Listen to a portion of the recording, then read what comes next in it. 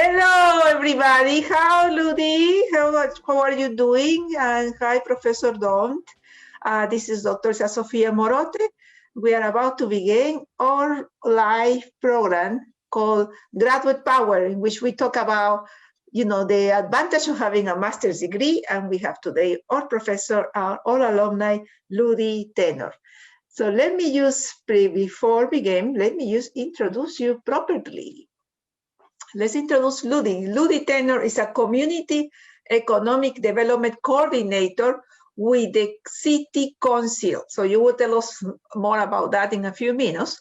She's a double alumni of John Jay College of Criminal Justice, receiving a BA in Economics and minoring in Africa Studies.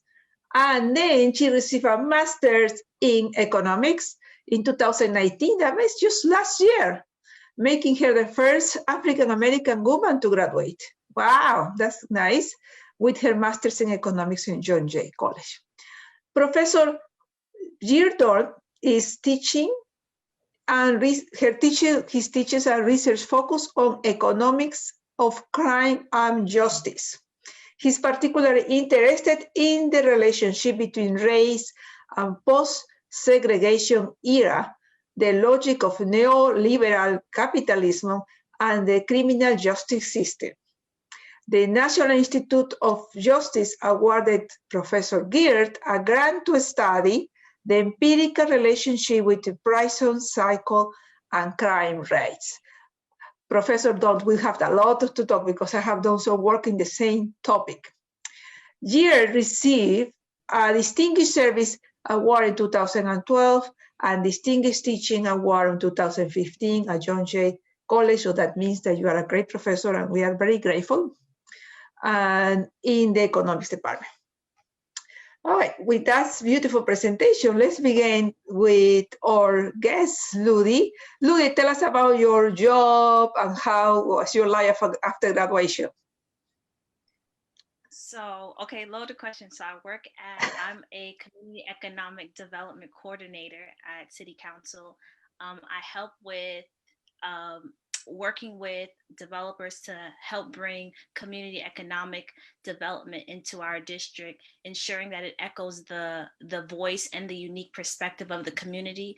We also help to support small businesses, especially now during this time. They've been hit very hard during this pandemic, whereas they didn't get the funding necessary to help the economic business thrive, and that in itself affects the community at large. And so helping give them that support to help push them forward and let them know that their voices and their businesses are being heard and represented and advocated for.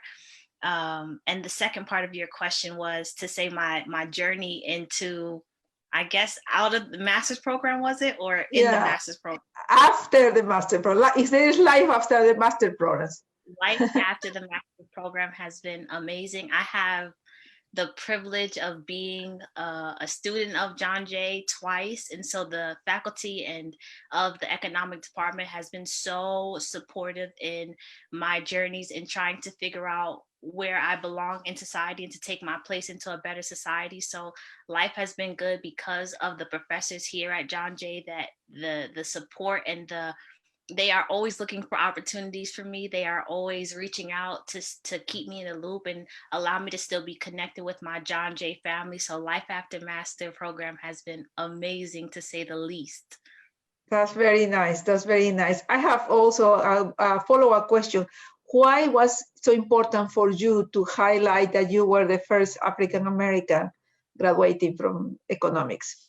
So many reasons. So the first one was that I am the first out of my family to obtain my master's. I come from a family of immigrants. My mom and my family migrated here from Haiti. And for the first part of my childhood, we lived in this cramped apartment. Right. So it was a 3-bedroom apartment where it was more than 10 people in the apartment. And so you could imagine the life that looked like for especially someone as young. My mom also was a widow after 3 months of marriage. So my dad's gift to society was me. That was his last gift. And so she stay in that. While she was a registered nurse, she stayed there. to help get the support of her family in raising me, but also to be able to go after her career. And so I was exposed to a lot of police brutality, discrimination, because I lived in a low to moderate income household, and my family members. And so it's no coincidence at all that I ended up at John Jay, and a school that was once known as the police academy, but has developed into so many different social sciences. And then finding my place in economics stems from Professor Holder. That was my first economic class. And the way she taught, I mean, she's a phenomenal professor, and because she teaches economic theory, but with real life application. And she was one of the first professors that I related to, because her experience, she reflected me in her experiences and her advocacy. And then it was like, wait, I think economics is giving me answers that I've grappled with since I was younger. And so I get to this place where I take this economic class, and then I go on to political economy with Dr. Seda, and then they pushed me to get into the master's program. And all of a sudden, everything in my life, whether from childhood to now, but actually makes so much sense. And so then to have the support of my professors in embarking in a new journey, it's so important to highlight it, because first, I'm the first in my family, but to be the first African-American woman that they've helped to get to this place is amazing, I think. Wow. So thank you for your feed, for your information. I mean, it's amazing. I was just wondering. I actually have half of my family is in the economics. I am engineer, but part of my family, I hear microeconomics. I read book with them, you know, I saw, I become a company of great people. So Professor Dhond, so I think this is interesting, because usually the economics is seen as a science, but the way we teach in John Jay is we connected that with the society, with the community. And Professor Dhond, you have been doing amazing work on all of this. Could you please tell us a little more about your work, how you use the economics to connect with justice? Sure, thank you. And thank you, Ludy. An honor to be on here.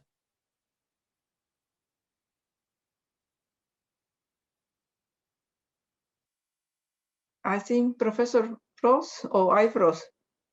Ludy, are you? Maybe I'm not frozen. Maybe Dr. Dhond. Oh, okay. So we will wait a little bit. So while he's connecting, let's go for. I want to ask you, Ludy, what courses do you remember that you took in your masters? What was your favorite course? I saw there's a community course. I was checking the courses. Community development with Professor Gordon Nimhar, which is amazing. One of the ones that I remember was actually Professor Dhond's course, which is the economic of race. It's an amazing, that one, and also political economy with Dr. Seda. Those two classes really kind of talked about most of the topics that I lended my research to, and also my capstone class with Professor Christian. These courses are not I remember each of my classes having discussions of race and inequality and economic justices and macroeconomics and microeconomic theories and principles, and also connecting the historical component of economics and kind of tying it together in one. I think one of the readings that Professor Dhond assigned that I never will forget is Capitalism as Racism. Slavery as Capitalism by John Clegg. And it was one of the papers that we dived into in class, and he allowed it, right? It wasn't that we would shy away from these big topics that, now that I'm out of the graduate program, we kind of stay away from because we don't want to offend or we don't want to say the wrong things. But in that class, it was a safe space, and he so masterfully kind of allowed everyone to have the opportunity to speak from different sides of the spectrum without limiting their political personal perspectives, and he kind of nurtured that aspect of us, that maverick person that we as a students were. And it was just amazing to dive into these discussions, but with the sole purpose of educating and promoting more knowledge. So you're not leaving that class, despite of wherever you are on the spectrum, you're not leaving that class without new information to make a better decision. I think those are the classes and those are the moments in the economic department that I was so grateful for, because even after the class ended, he would always stay a little bit later and to talk about it. He would always stay later and say, you know what?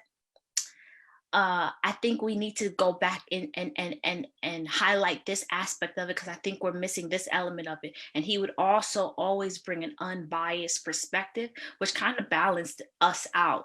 And so those are just one of the classes that I feel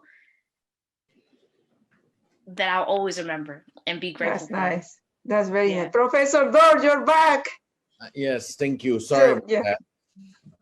Yeah, we were hearing you. You were telling us about your experience and how you connect the economics with the social, with the community and all the work you were doing. Yes, thank you. So I came to John Jay 11 years ago, and there was two developments going on. One, in the larger world, there was the aspect of the economic crisis that was developing, the financial crisis, the Great Recession as referred to. And the second thing is that at John Jay was in the process of transitioning to a senior college.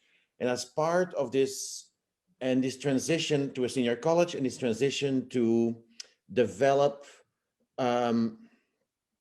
new majors that are justice focused and not just as part of a college of criminal justice, but as a justice focused senior college. And one of the first majors that was developed was the new economics major. And in this context, we were able to really think about how do we develop an economics major, which is an undergraduate economics major, which is justice focused and can speak and relate well to the students that we serve. And that the students that we serve are the vast majority of students just like Ludy, Black and Latino working class people from New York City.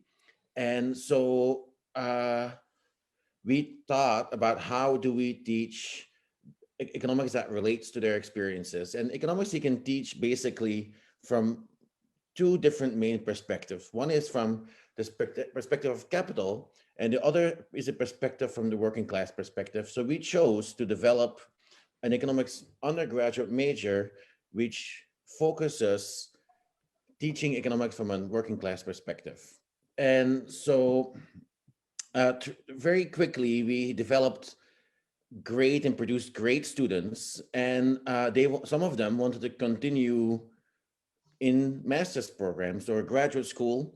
And so we sent off 5 students to UMass Boston, but it was really, really difficult for students to leave New York City. And many students really resisted the idea.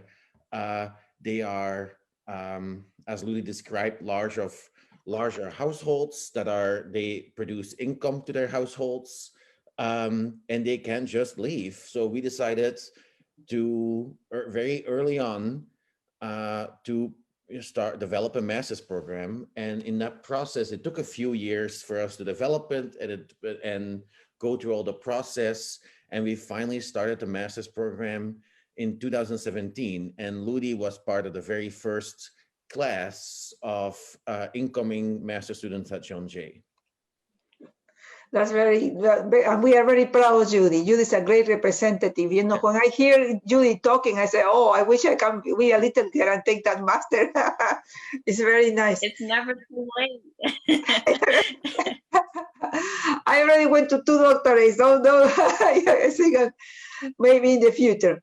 But something I'm interested, because students are texting me now questions. One of the things they want to know is, what are the requirements to enter to the master's program? What kind of bachelor's they choose? Because I know Ludy have a master's, a BS in economics, so obviously she was in the track.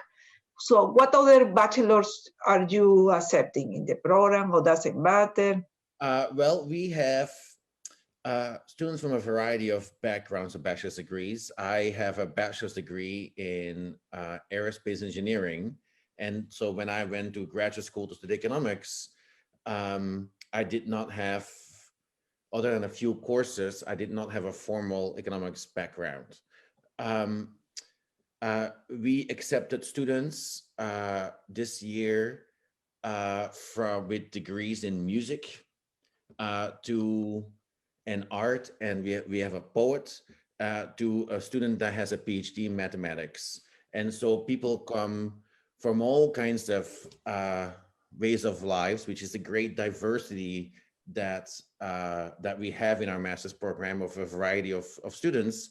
And so there are a few kinds of requirements, even though most economics programs are more math intensive than we are.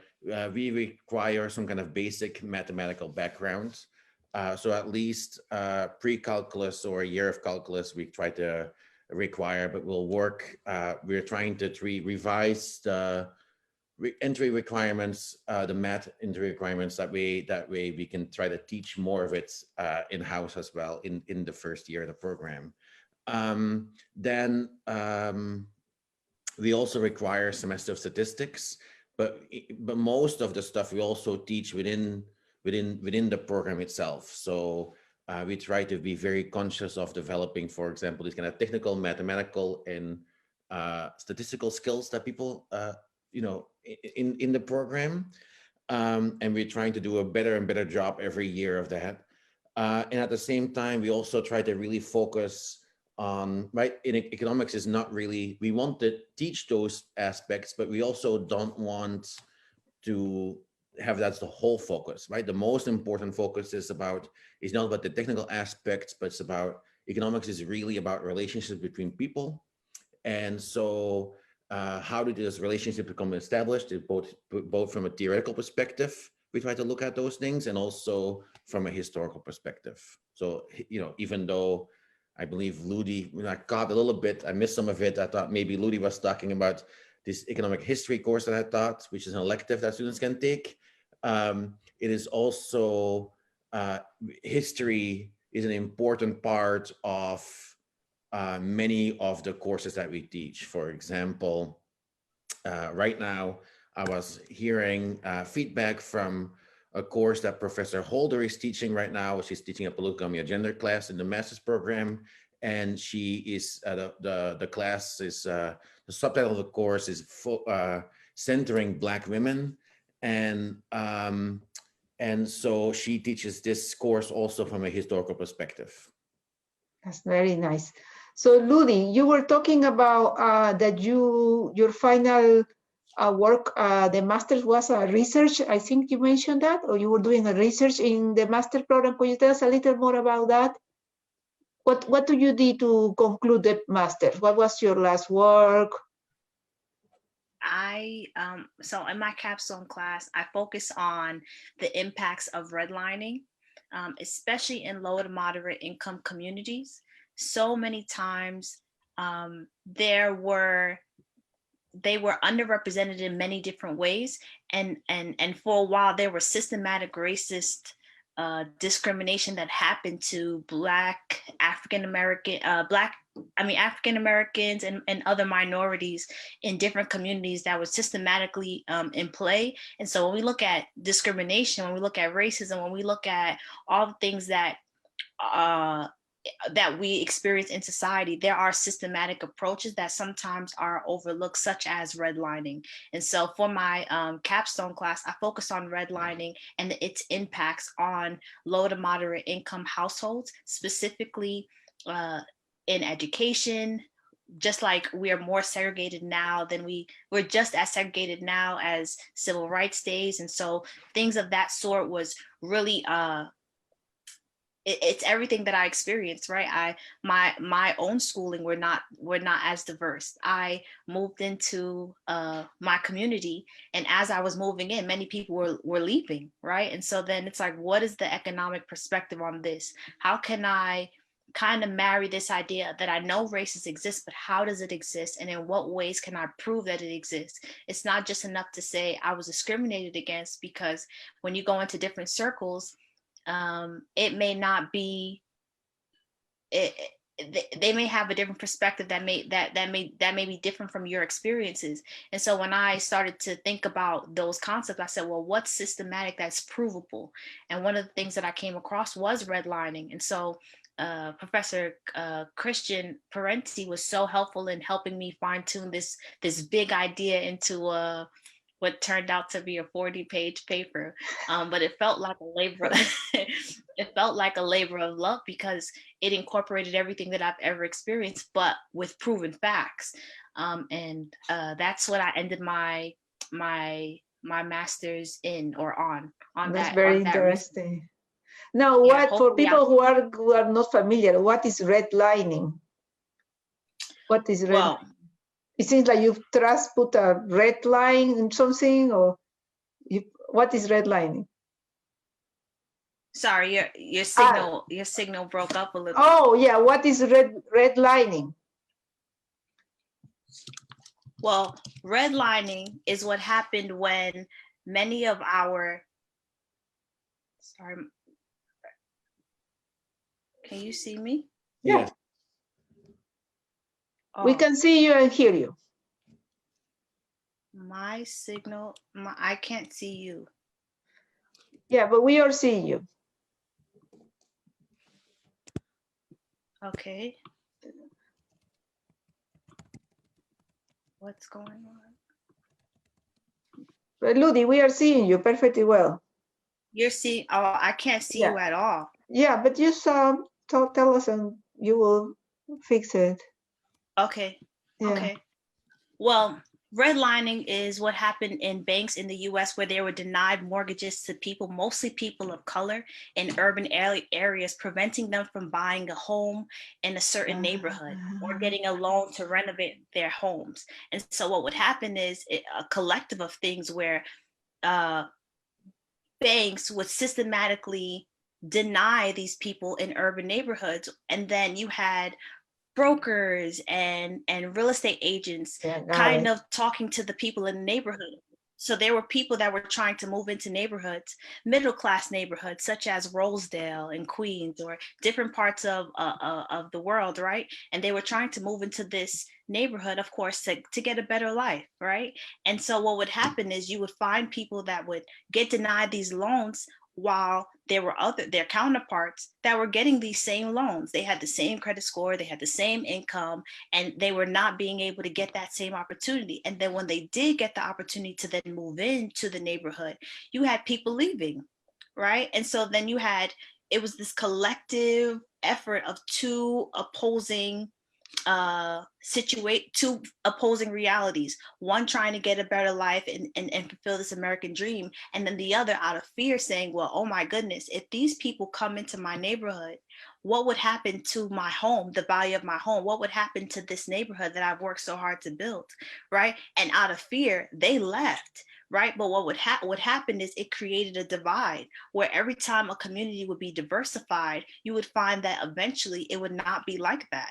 And then you look at the populations of schools. In certain low to moderate income schools, it's very rare to see diverse people in your school systems, unless you're in, maybe a private school or maybe a charter school, and maybe, but systematically, banks and other mortgage lenders commonly rejected loans from credit-worthy borrowers based strictly on race or where they lived. And then you had the bank maps, where divided neighborhoods into different colors, and the coloring of the neighborhood was a grade given to that neighborhood.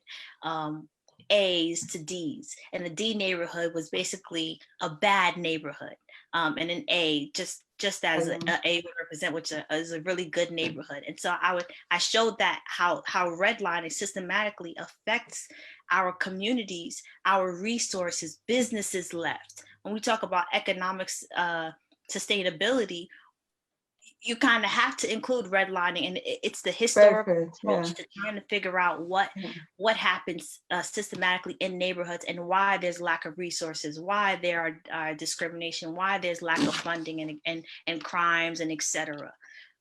Thank you, Ludy. I think that's very interesting. I can see your passion, and I can see your professor very proud of hearing you. I can see his smile of proudness. So we have some few minutes left, unless the students here are texting me some questions. So one of the questions will be like two questions, one for Ludy and one for Professor Geert. For Ludy, the question would be, what would be your advice for somebody who is about to graduate, for students who are currently in the master program? And for Professor Geert, the question is, what would be your advice for students who are about to enter to the program? So it's two different questions. One is for about to enter to the program, who are thinking to go to the masters, and for Ludy, for people who are in the masters already, so they are already committed. What will be expected for them? So let's begin with our Professor Geert. So the question is about what advice I would have for people about prospectives. Yeah, for prospective students. Okay. So, well, when I speak with prospective students, it really depends on the student I'm talking with. And so for some students, I will look at their records, I will talk about their interest, and I will tell them, we would really like to have you, but I think there are better fits for programs other places. For some students, I say, we really like to have you. You'll be a fantastic fit, I think. You're lacking math skills, so you should really take this calculus class this summer or something like that. For other students, I would recommend reading particular kind of books depending on their interest or articles. So it really depends on the particular student I'm talking with. I don't really have any kind of general advice, maybe with except as my game theory professor, Herb Gintis, his advice to students was don't eat yellow snow, but that's what's that? Okay, what that means? First we have the red line, now we have the yellow snow. Thank you very much. So yeah, this is, I mean, I think a lot of people will be excited to be in these masters with all the things that we're learning and how much you can do with that. So Ludy, what would be your advice for students who are already in the masters? My advice to anyone that is in your master's is to enjoy it. It's academia, so of course there are papers and assignments and tests and finals and a lot of research, yes, but and then there's always a lot going on, right? It's life. And I mean, hear my heart's intent of this. You're not alone in your attempts of trying to figure out the best outcome for you and your loved ones. At the same time, how do we get to a place of balancing it? Even the most successful person tries to find out this balance, right? And so it's just to change your perspective and your mind, right? Consider things that are good, that brings you joy, that peace, things that are prosperous, things that inspire you, because it's in that place where you'll begin to imagine and have the courage to adjust and pivot any negative situations. And sometimes it's better to imagine the outcome than to negotiate with harsh realities of the present, because most times we end up compromising and losing sight of the initial why that you began. So I would say that to be patient with your journey, you're in process, to always remember your why. Some of us are embarking on things that no one has ever thought of. And so no, many people will not understand you, but no, you cannot quit, right? The world needs the academia, and the world needs people who will keep fighting through rainy days, through hard days, until they see a sunshine and until their ideas and inventions and discoveries come to fruition. And so it is so important for you to be here. You are a scholar that is embarking on something that is going to be groundbreaking. So the race is not given to the swift, but those that endure to the end. So your task and your only alternative is just to keep going. Thank you very much, Ludy. You make us very proud. I would like to speak like you, like saying all these beautiful things. Well, I really appreciate that, and Thank you very much. I was helped by the great professors of the economic department, Yeah. and I And can't there's some thank them enough. poetry there also. I can see some poetry. You have to. That's very nice. I'll take that too. Well, thank you very much, Professor Dhond, for being here. And that's, thank you. And let's say goodbye to everybody. And so we will be excited. And please go to the website, check the Masters in Arts and Economics. It's a great Masters, and we have a great professors and alumni. Thank you so much for having this, and thank you, Dr. Dhond, for joining.